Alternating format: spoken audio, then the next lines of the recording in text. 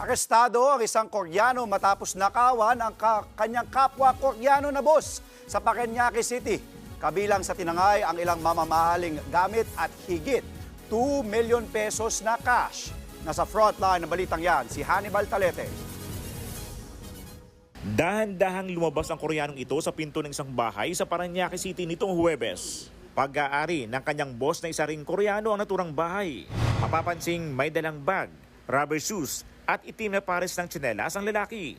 Mamahalin ang tsinelas na nasa 50,000 ang halaga. Ang problema, hindi pala sa kanya ang tsinelas, kundi sa kanyang Koreanong boss na nagtatrabaho sa isang kasino. Dahil staff siya nito, hindi nagdudang iba pang empleyado roon nang lumabas ang suspect mula sa bahay.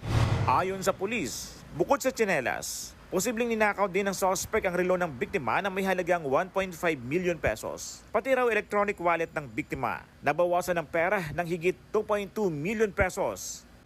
Ang total nito is more or less 4M sa together yung money tsaka market value nung nakuha niya.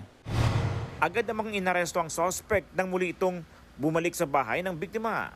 Umamin daw ito sa krimen, pero tsinelas lang ang nabawi sa suspect. Posibleng naibenta na umano ang relo.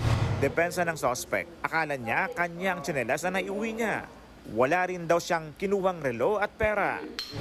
I have another black shoes, black slipper. But my mistake. It's similar slipper. How about the watch? It's missing. No, never. I swear, never. How about the missing money? No. Ayon sa pulis, hindi na matrace kung kanino na ibenta ang relos. Inaalam pa kung maibabalik ang pera na posibleng naitaya na ng suspect sa kasino. Nasa kustodiya na ng Parañaque City Police Station ang suspect na maharap sa reklamong qualified theft. Nagbabalita mula sa frontline. Hannibal Talete, News 5.